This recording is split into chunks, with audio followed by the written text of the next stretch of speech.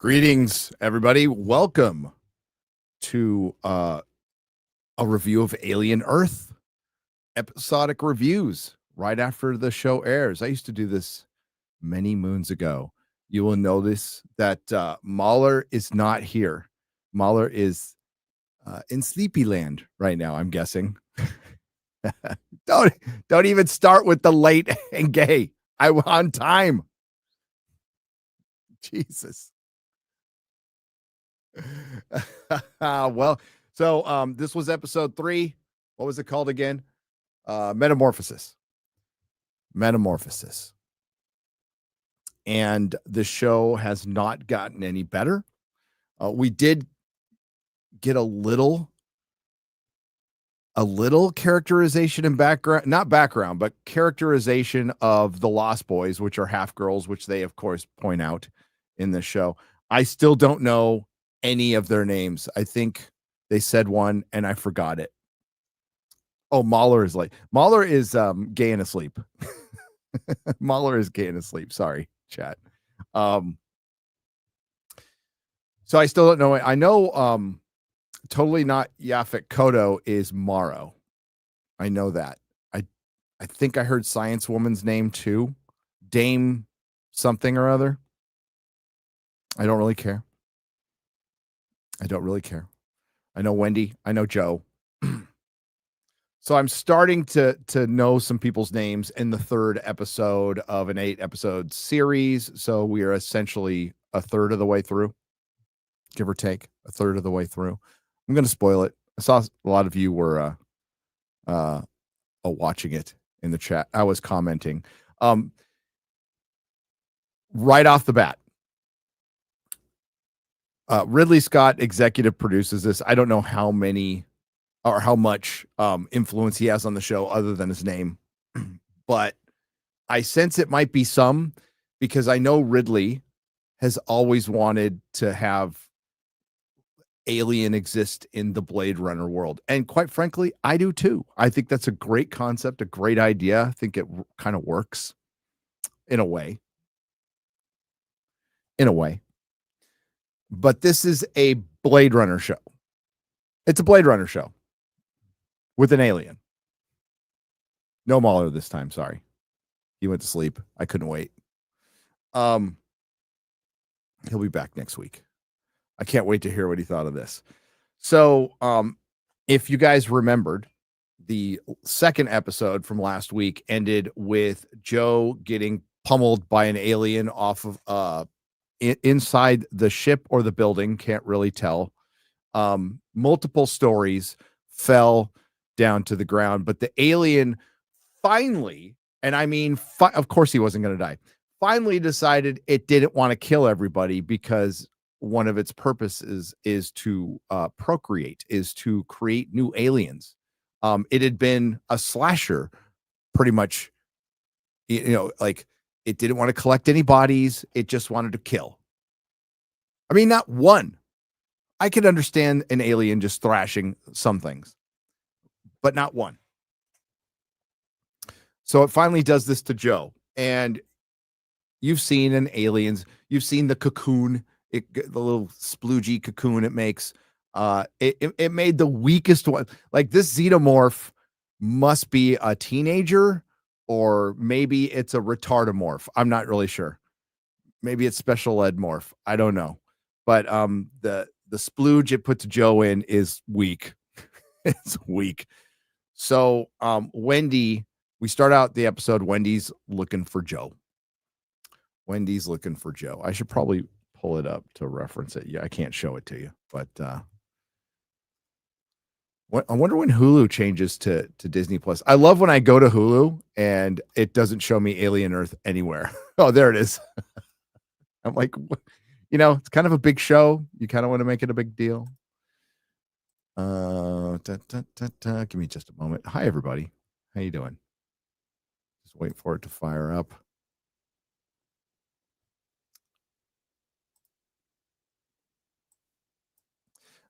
Let's see who's here.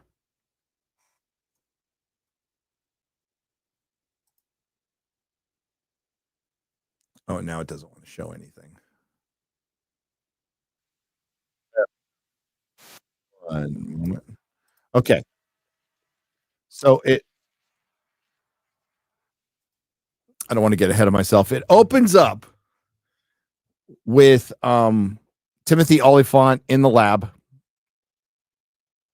with the other kids, with the other Lost Boys, who I don't know the name of, who fought off the eyeball tentacle thing, and they're basically getting all the data they possibly can off these aliens. Redheaded girl is tripping because she apparently that alien eyeball tentacle thing can control your mind. I don't know how it reacts to synths. I wouldn't know why any of these aliens just wouldn't attack these things like they were humans. It appears that at least the alien eggs, know their synths.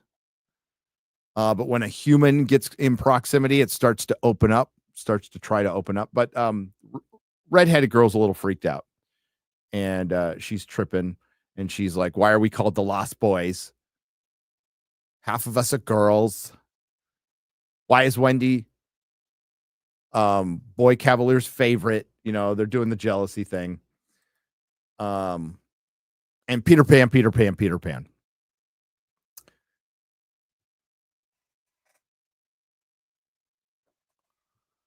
And they discuss some Peter Pan names and why they're named that. Boy Cavalier is finally getting questioned on why he sent these billion-dollar prototypes in and put them in dangerous situations. Boy Cavalier contacts the synth and basically, says, "Hey, do you have all the kids?" And Oliphant says, "No." Wendy kind of went off on her own to save her brother.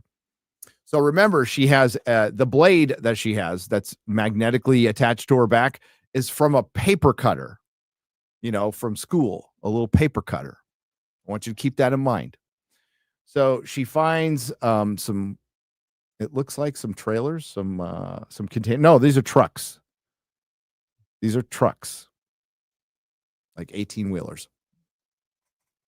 And you can hear Joe going, "No, Wendy, it's a trap. It's a trap. It's a trap." So she goes into the one truck where he's lightly splooged, and she frees him. And the xenomorph has him dead to rights, walks up behind him. You can see these plastic flaps. There's a shadow of the xenomorph. The xenomorph sticks its head in and goes, "Hey, I'm a xenomorph." Rah, and doesn't attack them. Goes, "I'll get you later, my little pretties." And then jumps on the top for some reason.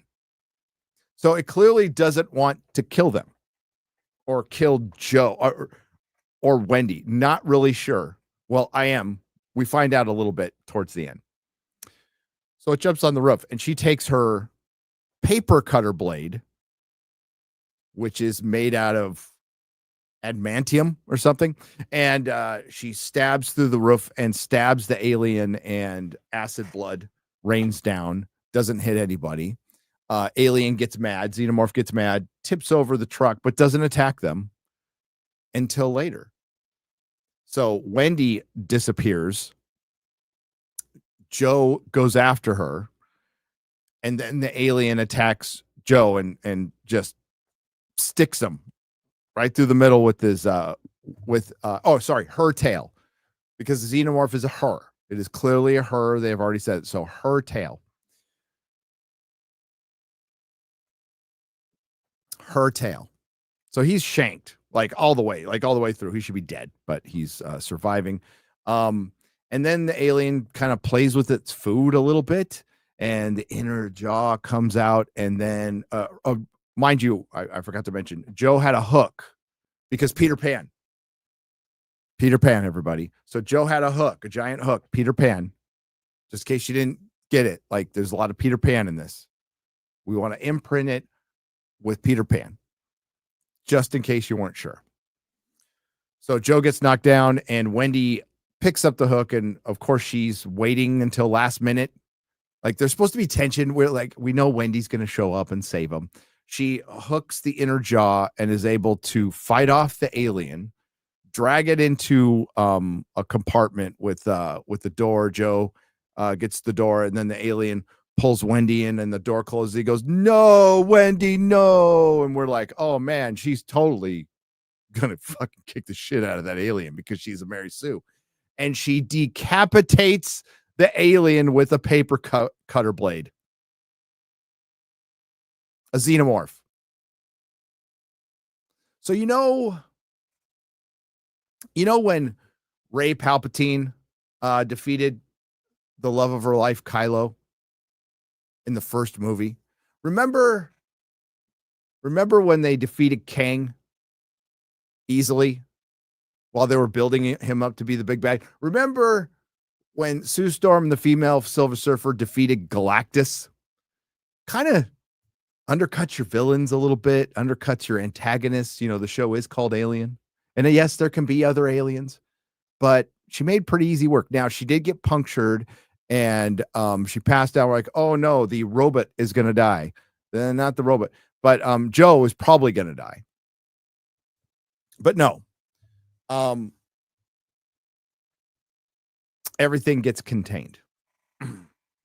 But first, we have Morrow. What they basically had two of the kids who I don't know the name are, the Indian one and the black one, were guarding the eggs, and Morrow finds them.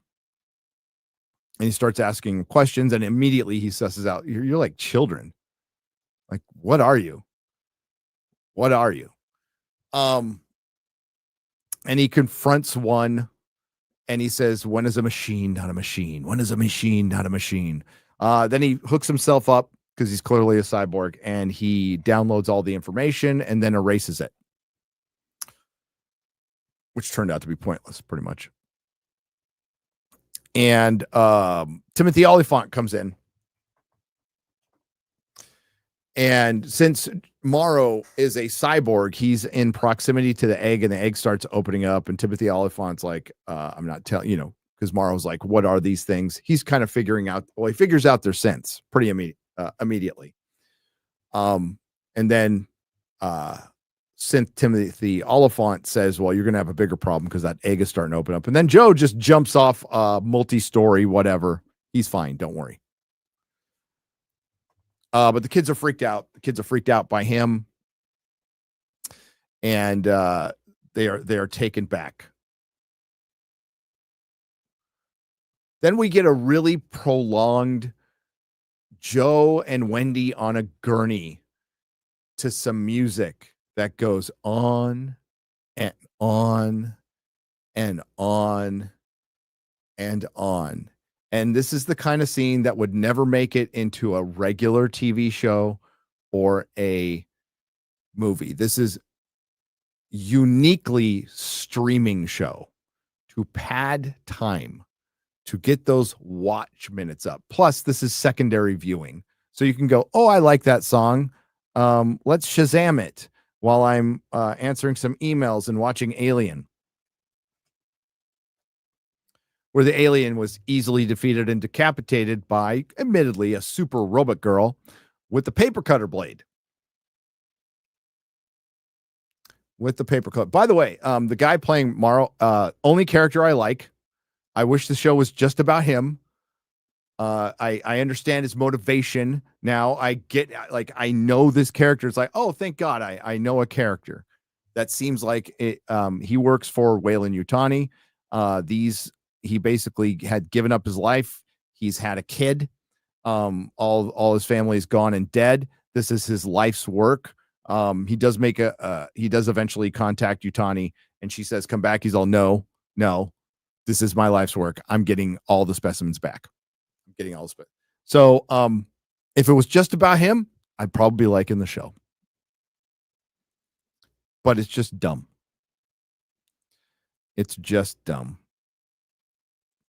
So about halfway through, after that long gurney scene, we're like, oh, is Wendy going to survive? And is Joe going to survive? And Joe has a punctured lung. Remember that one? It's a lung.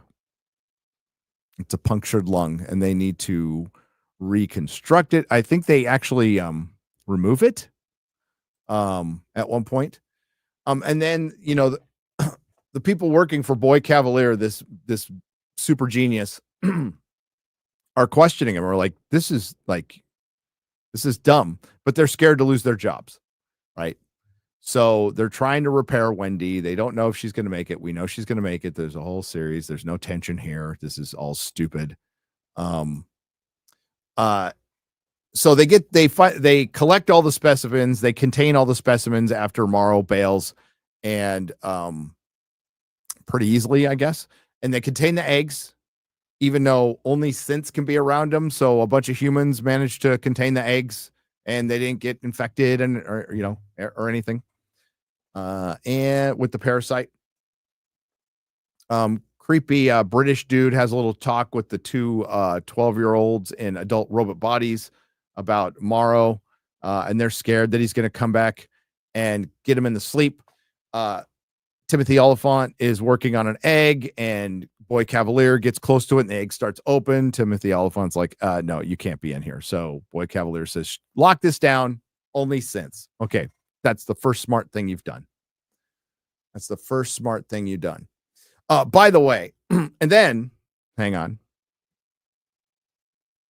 So we have that.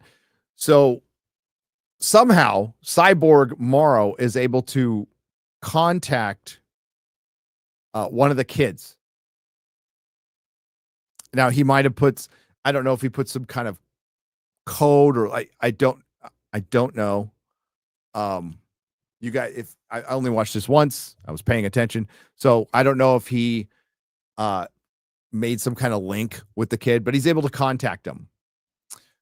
He's able to contact him in his head. And he's all, did you ever figure out the riddle I told you? What makes a machine not a machine? Well, I figured out your riddle. I know you're a little kid. He doesn't say it out loud, but I figured out you're a kid in a robot body. The kid early on said, and Morrow's like, I don't have any friends, when they first confronted him. And the kid's like, everybody needs friends. And he's all, you said something wise to me.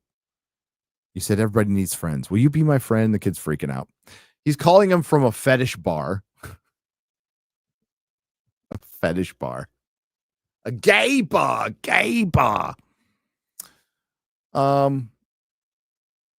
And then there's a creepy conversation between I don't know her name, brunette lost boy, brunette girl lost boy, Kiwi accent, I think.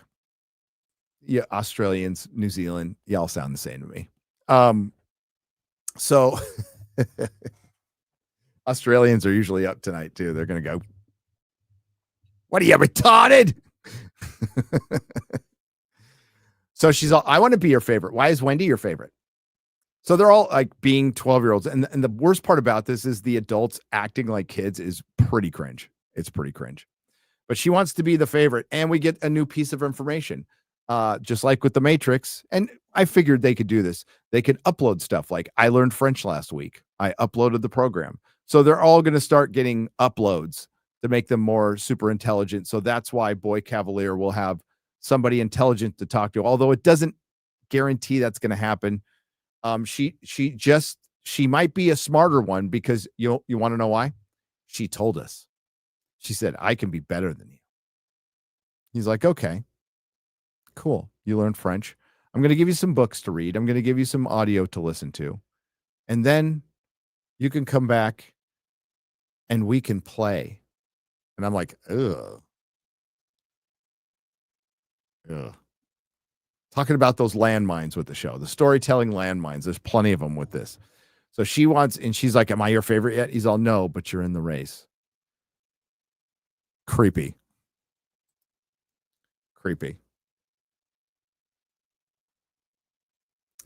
Very creepy. So Morrow makes the phone call. So here's the,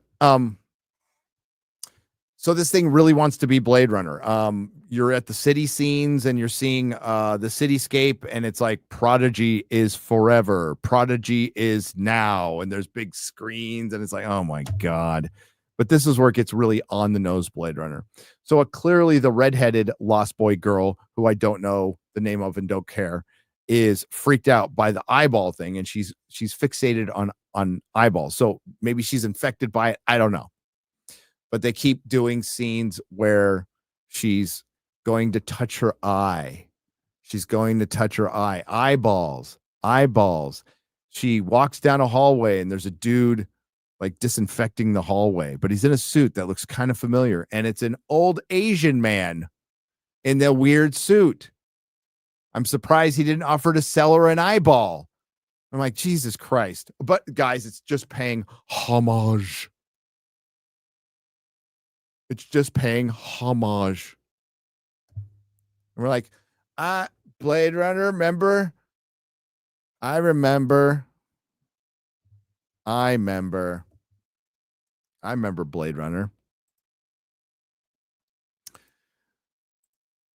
So she's clearly freaking out. So the final scene, we have Timothy Olyphant and a couple of the lost boys, girls, whatever, experimenting on an egg. So they're going to cut it open. So they cut it open and they get the face hugger out. In the meantime, Wendy wakes up. She's fine, but she can hear the alien. Something's like physically affecting the robot. Somehow psychically, they are connected to the alien. So maybe that's why the xenomorph didn't kill her, but let her decapitate it, whatever. So they kill the face hugger and they suck out the little alien embryo sperm thing. And she's feeling it. And she's walking into the locked down room that she was just able to walk in. Nobody's seen her walking. This is a secure facility, everybody, in the middle of the ocean. But apparently, a race that has conquered interstellar travel, a race that can, earlier in the episode, said, oh, we're recording everything through your retinal cameras, didn't notice Wendy walking down the hallway into a secure lockdown facility where she just walks in and nobody notices her. But she's being affected every time they pull the embryo out. She's like that. Yeah. So she can talk to the aliens. She can talk to the animals. And she passes out at the end. So it appears I got to go back to this. They did some surgery on Joe. Correct me if I'm wrong, chat. They did some surgery on Joe and removed a lung. And they put the lung in a vial with liquid. And then, hang on. There it is. I want to see who put it in. Yeah, so synthetic Timothy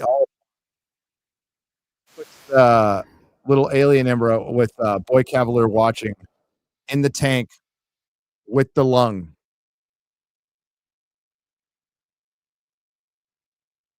And Wendy's still on the floor.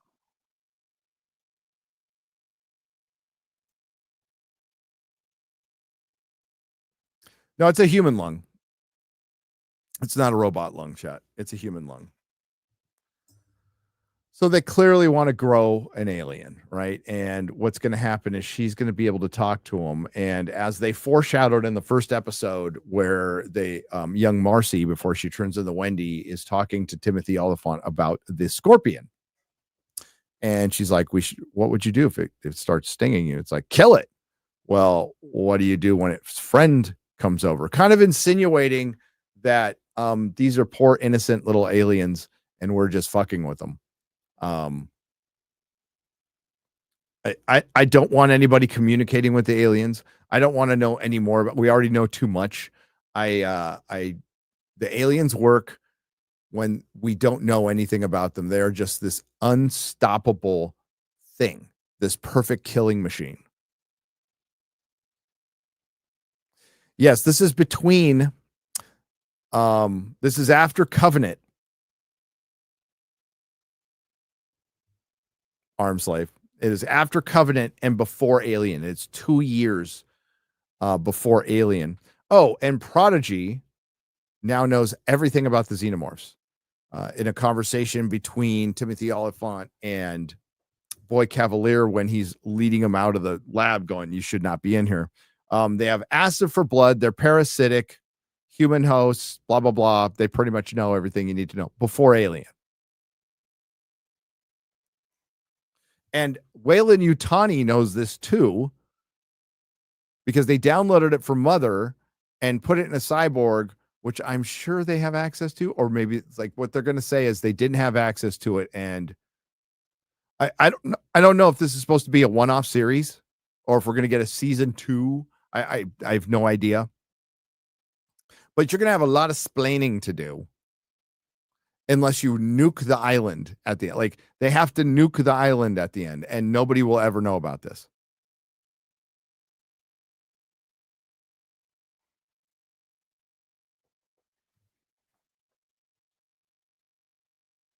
Yeah, his thumb drive was literally almost like it's a finger drive. It was like his fingernail where he downloaded where Morrow downloaded the information. I was kind of hoping it would be his thumb, but it was his index finger. I was like, oh, if they do the thumb drive out of a thumb, that would be funny.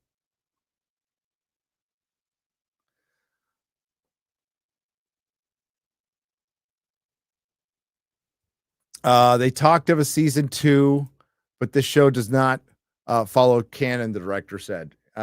It clearly does not, and it's not caring. It's so it might turn from a midquel to a requel. We're not sure. Well, I'll keep you updated. I'll keep you updated.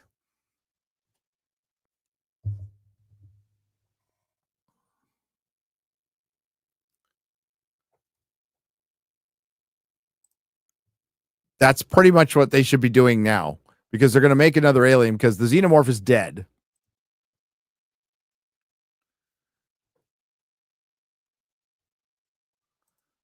Now it's the second time. It's the second time. Jesus. Again, it looks good. There's actually a character I'm interested in, but it's incredibly dumb. The stating the obvious and the expository dialogue is dialed down, but it's still there. And maybe by the end of the series, I'll know everybody's name and know the characters. I still don't give a shit. They could all die and I wouldn't care. I'm rooting for the alien. Actually, I'm rooting for the little eye tentacle thing. I want that to win. If I have to put my money on something, it's a little tentacle eye thing. Not really sure what it's called.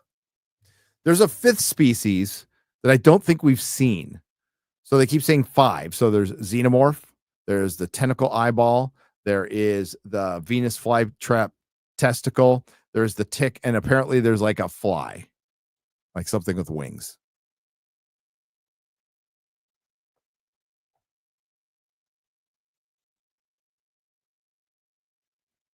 Establishing shot, the episode. His business. Thank you for the 5 British pounds, proper money. It's late for you. Health and safety warning. Pulling a xenomorph by the tongue doesn't typically create the result depicted in this episode. Yeah. That was the fact that the alien just didn't twist around and flip her makes no sense. But they wanted her to decapitate it so they can have their girl boss moment. I'm a woman. It's fanfic, and it's Noah Hawley, dude. Gary, please, I'm begging you, hold the baby doll and pretend to feed it on FNT this week until the panel loses their mind. Colin Walker, I might. I'm afraid that starts some dark ritual, though. I'm afraid that like that opens the 7th seal and the gates of hell. I have my concerns. TJ Crink for $5. Did you hear they are mashing together Lego, Star Wars, and Marvel and What If? Interesting idea. They are bringing in Darth Jar Jar and Jedi series. Really? It's Disney though. So they're going to mash up what? Rey and Ironheart? Did you see the cast for the animated Marvel Zombies? It's all shitty characters. It's Kate Bishop and fucking Marvel's Katie.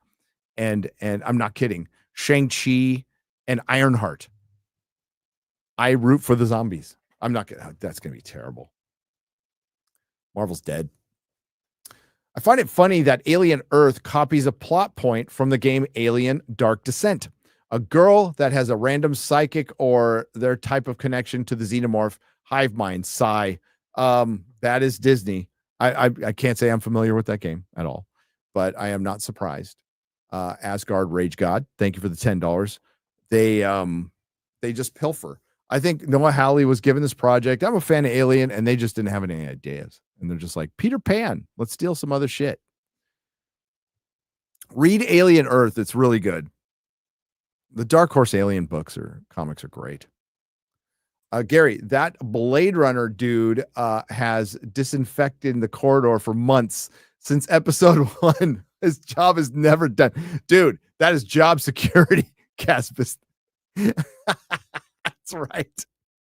That dude has just been walking around going, they never pay me shit for this job. I just clean. I just have to wait for my moment.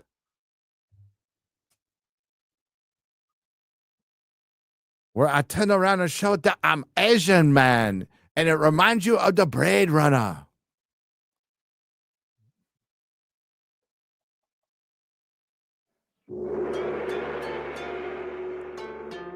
Do you remember the Blade Runner?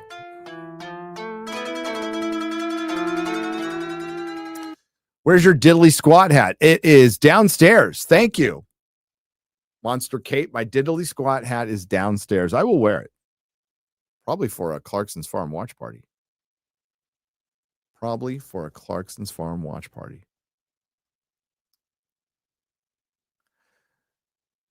Blade Runner.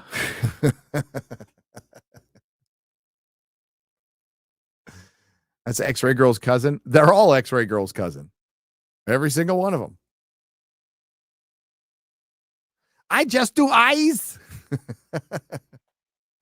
God. It's so like Warner Brothers should be suing somebody. I'm pretty sure it's either Alcon. I think Alcon owns the rights, but Warner Brothers distributes Blade Runner. Unless that's changed. They should be suing somebody at this point. Yes, they're all X-Ray Girl chat. You're right. Something is wrong with the show. We too low. Holy fuck. Holy fuck. Yeah, I feel kind of lost with the long man today, but I sent him the link and heard this is what I heard.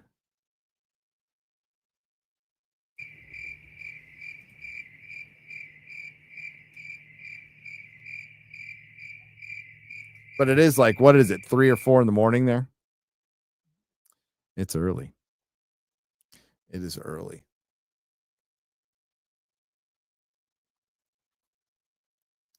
Mahler died from cringe. I hope not. You're 1/8 Chinese and you're related to X-Ray Girl. Yes, you are. Yes, you are. That's a fact. And Genghis Khan. Sorry about all the rape. Armslave for 20. Thank you. On a better note, to palate cleanse, just watched an episode of this season of Skinwalker Ranch. Why don't you tell us why did you tell us you were on the show? Oh, that guy. Yeah, he's got a good beard. There's a guy who has your beard and glasses, the whole shebang. Yeah, my beard from 2 years ago when it was longer. I do it a little shorter now. I may let it grow out long again. I may. I will not shave it. I was watching, what was it? It was on, I think it was from TikTok, but it was on Twitter because I don't go to TikTok. It was totally authentic reactions of girlfriends seeing their boyfriends with their beard shaved off. And I'm like, totally authentic reactions. You need to check more Lord of the Rings AI mashups. I see a lot. My Twitter feed, my ex Twitter feed is primarily Lord of the Rings stuff. Primarily. With this show, it's really, I found it's slow. It's padded. It's plotting. It's dumb. It's not about aliens. It's about robots. I saw some people. I saw Tom getting some shit for saying, people were going, "What are you talking about? There was all kinds of aliens in it," but it's not about them. Like they are just there to rawr. Xenomorph was at the beginning and end, and they're doing the eggs, and there'll probably be aliens later, but they really want a world build with the robots. And they're starting to creep into, maybe they'll start asking questions like, what's the nature of consciousness? What are you? What am I? But there's still stupid things like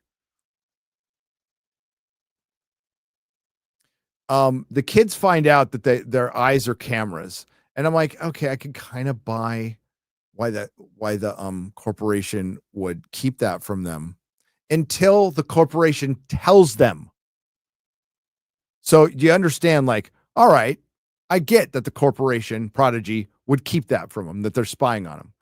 And then I would make sure I wouldn't tell them that in casual conversation. That seems retarded.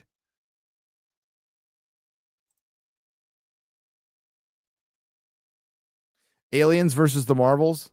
Go Aliens. It's a robot. I say robot all the time. No, I know it's a robot, but I say it to annoy people and to sound like an old man going, it's a robot. It's like when we say, I don't say Krypton, I say Krypton. Krypton.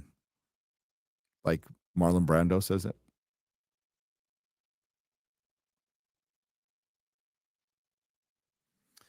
Been watching a lot of What If for Game of Thrones. So good. Too bad it turned out shit. What ifs are just simple stories, but good. I intake a lot of lore videos, which are essentially what if, what's our theory, a lot, because that's all we're gonna get. You saw what happened to George. Somebody, the headlines were a little rough. A girl asked him a question. She might have been on the spectrum. I think people are being a little hard on her. She said, well, you're not going to live forever. You're going to finish the book. And he just fucking up and walked out. He up and walked out. And Brandon Sanderson was there. And they're like, why don't you just get Brandon to finish it? And people are ripping on the girl. And it's like, it has been my experience selling lots of years of retail, selling comic books, toys, and then back when I worked in the record stores, records and tapes and all that. It has been my experience that you will come across, particularly in comics, but in music too, people on the spectrum who come in. And they're very forthright. They're very, they don't, sometimes they don't catch what I would feel is nuance, but like, what the fuck do I know? Right. And you just, you're patient, and they're excited about that stuff. And they might not communicate the way I would like, or George would like, or whatever. But, there's no malice behind it, like at all. A lot of people, more people are aware of that. And I think that's really good. And you're just patient with them, and you talk to them, and they're great. They're fucking awesome. I think she might have been just excited on the spectrum, but she's going to get fucking ruined by the George simps out there who, particularly, the people whose content is solely based on it, which I would just say never do. Never focus on just one thing. But I feel like they're gonna rip her, poor thing. And it's his fucking fault, George. I mean, I've with George, like, I've made my peace with the book not being, like, many years ago, with the book not ever being finished. And I've never said, as a joke, maybe in the past I've said finish the book, but now it's just like, the only thing I've said is be honest. Just say you're not going to finish. Just be honest with people who've given you their hard-earned money, who have made you a very rich man. You do, you know what? By the letter of the law, you don't owe them anything, but you do. It's the right thing to do, to be honest with the people who have supported you. And I think the vast majority of them would go, okay. Like at this point, I'd go, okay, you know. Now, the question to follow up is like, why don't you just map out the rest of Game of Thrones like you would a Fire and Blood, like a World of Ice and Fire? He's certainly capable of doing that pretty fast. Just map that out and then have somebody else fill in the blanks. And no, it's not going to be to your taste, and it probably won't be as good, but it'll be finished. It's better than nothing. You don't get to choose your legacy, right, Russell T. Davies? And your legacy will always be, well, he didn't finish the story. He wanted to go subvert the tropes of Tolkien, somebody he pretends to like. And he subverted the biggest one, finishing the actual story. And the only thing I've ever said is just be honest with people. You do owe him that. But see, the reason he's not being honest is so he can keep getting money. So he can keep doing side projects, getting invited to stuff, and just bring along his publishers, reprint the book for the 50th or 60th time in some art, in some art book or whatever. It's like, just be honest. It's all we ever asked. It's all we ever asked. Thank you, Willie Pinhead, for $100. Willie, thank you. Thank you. Disney did it again. Stabbing through the chest doesn't kill you. You're right. Yes, that thing. Okay. Look at where he got stabbed. Somehow it missed his spine. Now, I know we're in the future and maybe they could fix that stuff, but tell us that. Like, I just don't know how he survived from them discovering the body, putting him on the gurney, and then doing the slow motion 5-minute thing during a song while he's on the gurney where nobody seems to be rushing anywhere. So he must be in some kind of stasis. Did they cauterize the wound? Listen, I don't know shit about shit. But I know that if you have a giant hole in the middle of you, you're probably going to die. But of course, he's not going to die. And they removed his lung. Thank you, brother. So it's unnecessary, stupid stuff. You want to make something alien different? Have the alien go up against dudes or a mixture or people who look like they've actually been in the military, people who look like they're competent. Mahler was bringing up with Boy Cavalier. Why not have an older, competent scientist? Can we have that? Does everything have to be fucking tech bros, Zuckerberg bullshit? I know Hollywood secretly hates them all, even though they're all your boss, Hollywood. They're all your fucking boss. Bezos is your boss.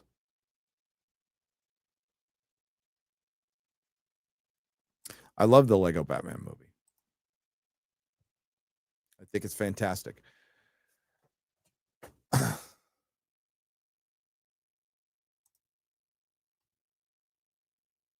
Yes, it did.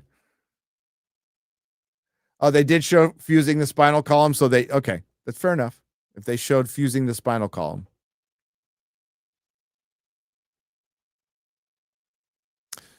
But, and I would think technically, okay, fine, he could survive. But if they got to him fast, but they were like slowly walking around.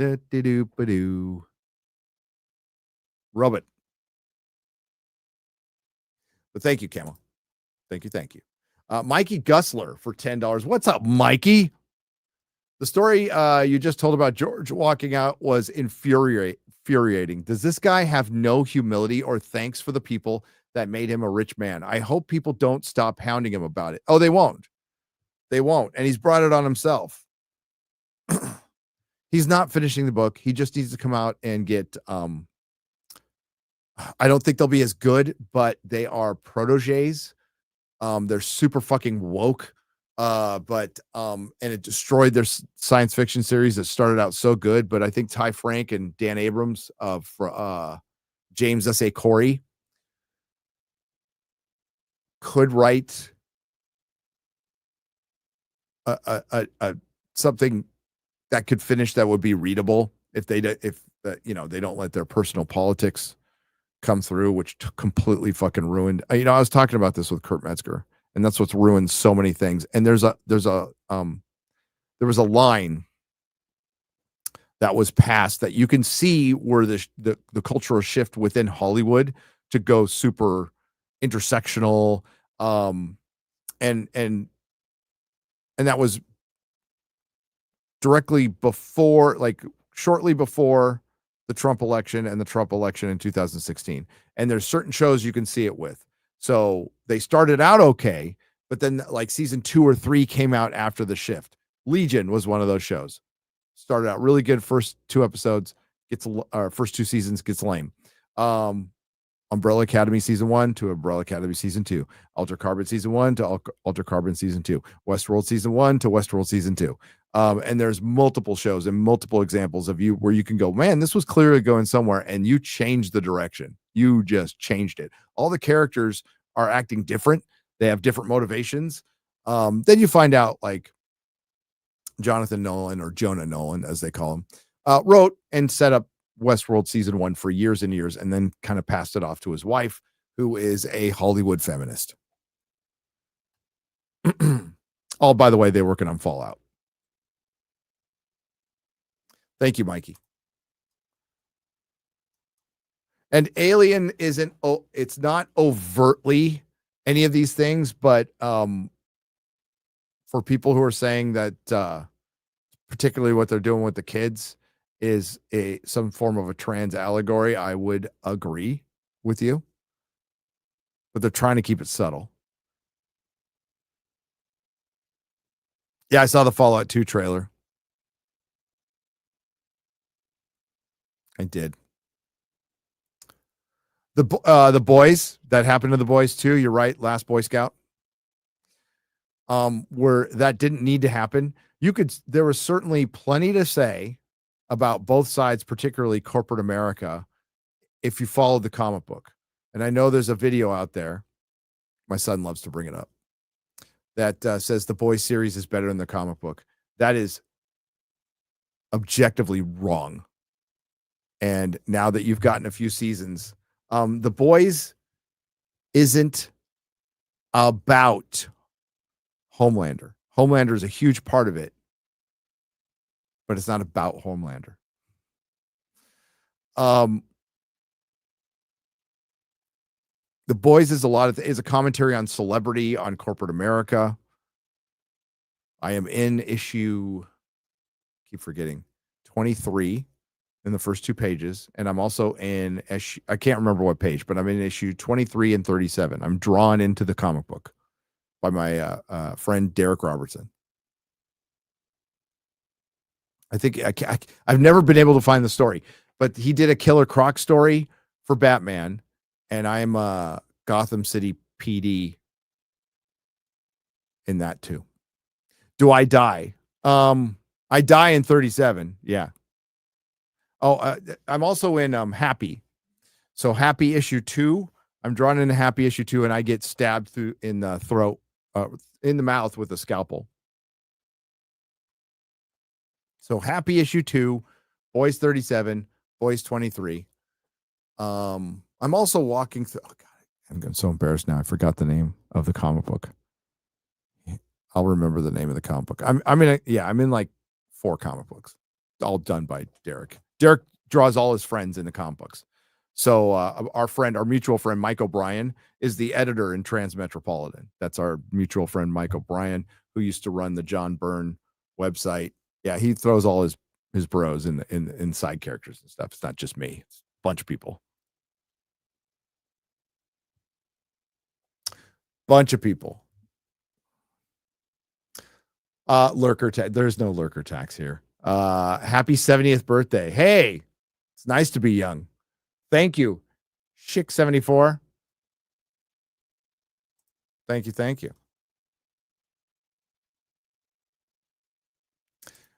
Gary, are you black-pilled on the state of entertainment, or do you have hope for future good writers and producers smart enough to not muck with good stuff? Hanzo's sword for $10. It's not in a good state, but I don't black pill. I'll black pill like individual things.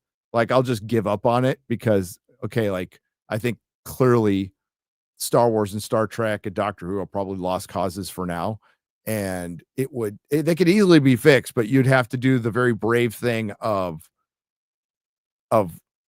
erasing canon, which is disrespecting another artist, which is a high crime in entertainment. But entertainment overall, scripted entertainment, no, we will always have it. And this will create something good.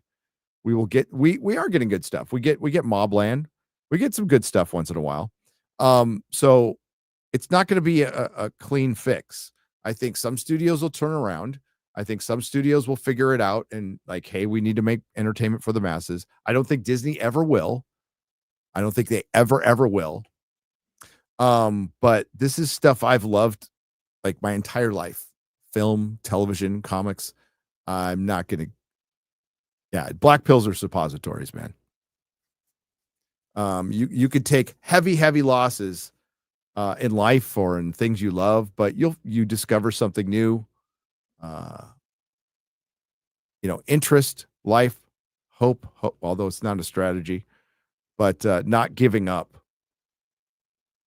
I see a lot of black pilling out there right now because a presidency isn't going 100% your way, or on the other side, they just want to give up and cry. And that's just never been how I operate. But there is individual things like my wife always asked me this. She's asked me this since the comic shop days, for a long time. Always ask yourself, is this the best use of your time? Is this the best use of your time? But one of the problems, and that's a very good question, Hanzo. One of the problems we have ahead of us now, Hollywood has. It's not our problem. Actually, it's a good problem to have, is Hollywood is in competition with itself. So I'm happy to talk about Alien. I'm into Alien. I love it. I wanted this to be good. I was kind of thinking like maybe this will be average and I can be kind of into it. So I was mildly optimistic. I didn't think it would be this bad. I'm pretty shocked because I have respect for Noah Hawley as a writer, right? But all of us are now have this decision. Like we sit down, we got a couple hours of our rare free time. I know a lot of you, out there working hard, and I appreciate that. And you have very little free time. It's like, well, am I going to spend it on something that'll probably suck, or am I going to go watch? Am I going to try a show that everybody's been trying? Like, am I going to watch Stargate? Everybody's been telling me to watch Stargate, or am I going to watch Babylon 5? See, you have this endless catalog now of stuff that you'd never seen 10 years ago that you can catch up on. Like, oh, I never watched this show. It's pretty cool. Like, it's spooky season's coming up. If you haven't seen Ash versus Evil Dead, I can't recommend it enough. It is a brilliant show. 3 seasons, fits directly into the Ash verse from Sam Raimi.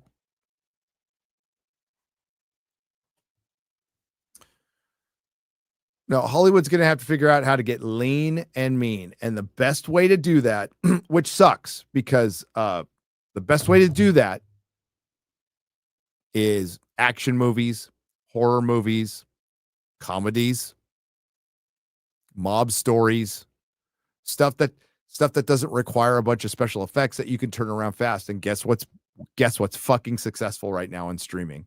Mob stories, action stories. Reacher wipes out Rings of Power, wipes it out, and it's a tenth of the cost. Yes, they're going to figure that out. And what sucks is I'm a fan of genre. I like high fantasy. I like science fiction. I like science fiction that makes me think, not science fiction that fucking preaches. I like fun science fiction. I'm tired of some brood alien or something like that, like Fifth Element type of science fiction, hitchhiker science fiction, stuff that's fun, like a real world that's filled in. It's got some levity, but still can be cool. Altered Carbon season 1's fucking awesome. That's the kind of science fiction I like. And I like a good drug story gone, drug deal gone bad, all kinds of stuff. But I And I love superhero stories. And we're not going to get them because they're going to be too expensive, and they fucked around for so long trying to fill every single thing with the message because it was the popular thing, and that's what the message does. The message is like a union. The message is like Marxism. It is a parasite. It cannot live without something else. All it does is destroy.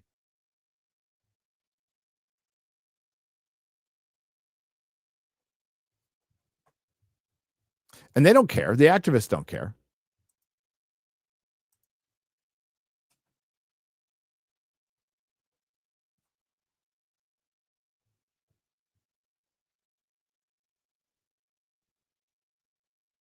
Can I submit some sci-fi? I don't know if I'm smart enough for sci-fi.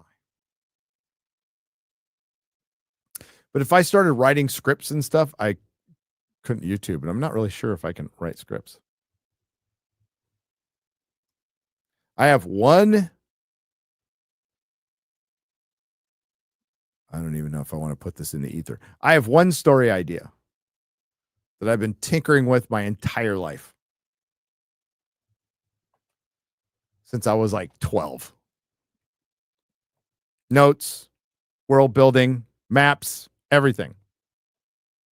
My original sketchbook for it with character designs got stolen my first night in San Francisco, which should have told me.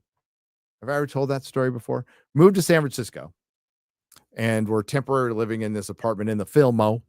Fillmore. We call it the Fillmore. My friend Jay's there. Akemi's there. We have 2 kids there. Me and Melissa are there. And apparently the apartment building just decided not to tell anybody that the locks have a flaw. You can open any door you want with a credit card. So somebody snuck in while we were all asleep, took Melissa's purse, took Akemi's purse, took my camera, and took my backpack, which just had a bunch of like sentimental personal stuff, some comic books, and my sketchbook that I had since I was 12. Wanted to murder that motherfucker. Murder him. One of the things, I didn't hang on to a lot through all my drug days and stuff. I held on to that sketchbook, and it's gone. Oh, well. Someday, post YouTube.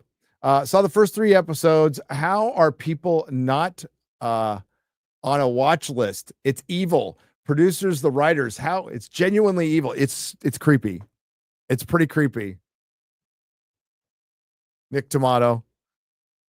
So creepy. Like I'm talking about it a lot, but like Kurt Metzger watched it, and like he texted me, he's like, dude, I know.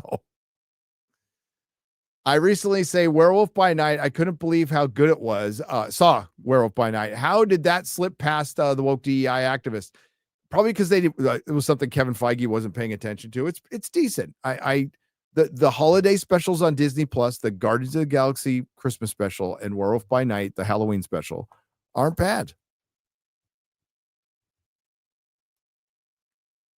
They aren't bad. Not great. They aren't bad. And now, would I have rather had like a hard R rated Werewolf by Night and the Legion of Monsters with like Man Thing, Werewolf by Night, Dracula, Ghost Rider, Blade, Brother Voodoo, The Mummy? That'd be fucking awesome. Frankenstein, all the Marvel versions. That would be brilliant.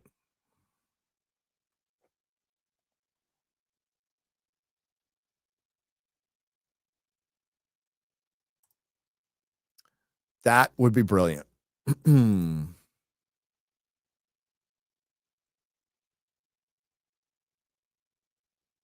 Always go hard R. Yeah, you should. Hard rated R. Marvel Knights. Yeah, I mean, like there's Midnight Suns, but those are superheroish. I mean, like straight up like Morbius. Like just get all the monsters. Get all that was my favorite when I was a kid. I don't know. I was a strange kid, but I was also a bit contrarian. I know I was a bit contrarian with comics. So I liked, Spider-Man but I also really liked the weird comics. I liked Deathlock. There was a character Scarecrow, Satana. Like I liked all the weird comics that you just didn't see often. I loved it when a regular superhero interacted with them, like in Marvel 2-in-1 and Marvel Team Up. That was like my jam. I'm like, oh my God, yes. Swamp Thing is amazing.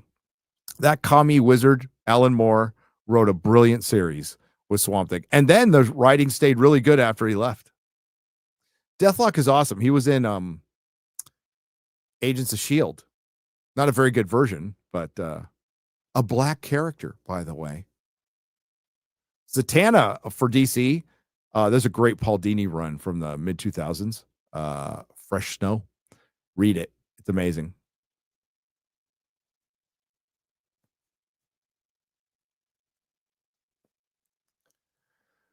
No, I liked U.S. Agent. Yeah, in the comics and Wonder Man, I liked them. I mean, they weren't like my favorites, but they were solid. They were solid. Alien Earth is not. Alien Earth is not. So we're going to wrap it up there. Little hour review. Well, thank you for joining us. Because I'm they, them now. Joining me.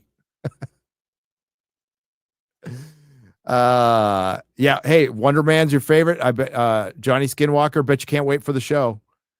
The resemblance is uncanny. And let's thank Mahler, everybody. What a great job. Where do you start with Ghost Rider? You know what? I would mostly say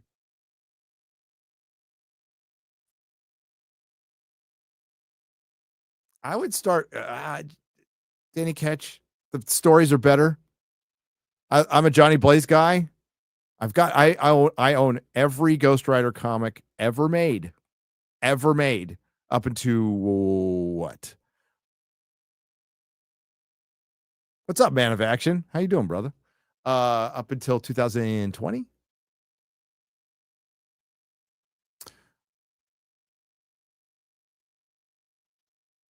Ghost Rider's bullshit. He never rides one ghost. Well, you don't know what he does in his spare time, Cyber Chud. Okay. You don't know.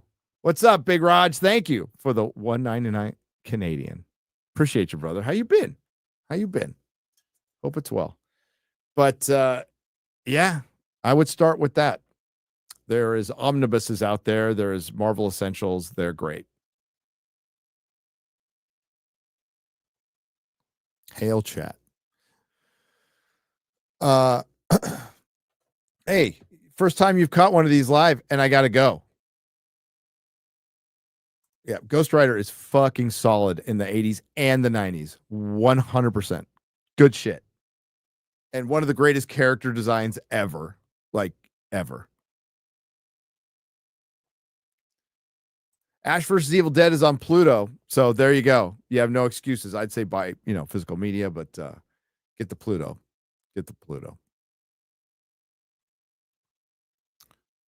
And start watching it around spooky time.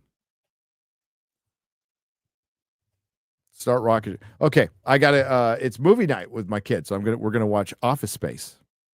We're going to watch Office Space tonight. So thanks. We'll be back next week at 8 p.m. Central to talk about Alien Earth.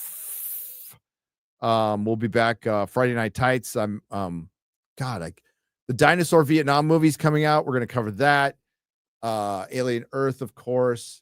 And then, Peacemaker. That's right, Peacemaker. The most important thing to the DCU, Peacemaker, is coming out. So we're going to cover all that. And we'll see who shows up. Everybody say goodbye to Mahler. A Man of Action. It's good to see you, man.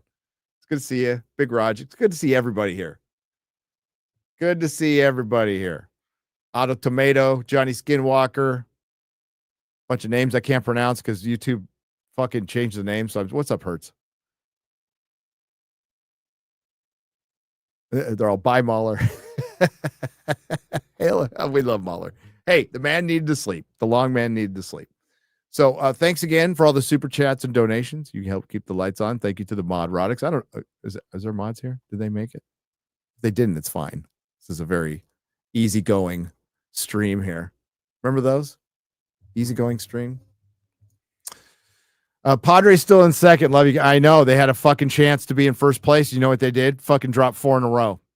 There ain't nothing more Padre than that, Dram 77. But we're in second place. We're probably going to make the playoffs and then, beat a team, get into the NLCS and fucking lose.